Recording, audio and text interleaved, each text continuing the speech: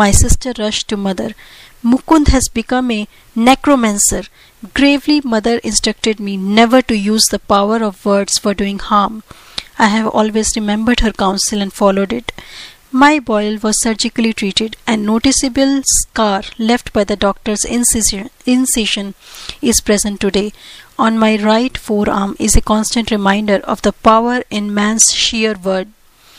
Those simple and apparently harmless phrases to Uma, spoken with deep concentration, had possessed sufficient hidden force to explode like bombs and to produce definite, though injurious, effects. I understood later that the explosive vibratory power in speech could be wisely directed to free one's life from difficulties and thus operate without scar or rebuke.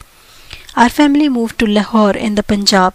There I acquired a picture of the Divine Mother in the form of the goddess Kali.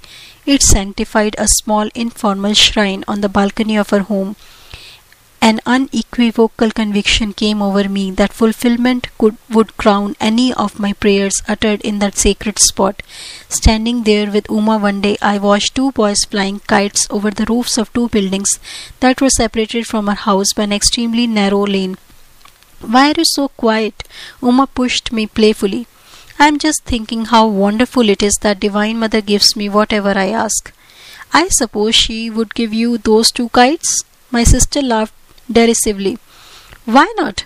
I began silent prayers for their possession. Matches are played in India with kites whose strings are covered with glue and ground glass. Each player attempts to sever the string held by his opponent. A freed kite sails over the roofs. There is great fun in catching it. As Uma and I were on a roofed, recessed balcony, it seemed impossible that a loosed kite could come into our hands. Its string would naturally dangle over the roof. The players across the lane began their match. One string was cut. Immediately the kite floated in my direction, owing to a sudden abatement of the breeze. The kite remained stationary for a moment, during which its string became firmly entangled with a cactus plant on top of the opposite house. A long, perfect loop was formed for my seizure. I handed the prize to Uma. "It was just an ordinary accident and not an answer to your prayer. If the other kite comes to you, then I shall believe." Sister's dark eyes conveyed more amazement than her words. I continued my prayers with intensity.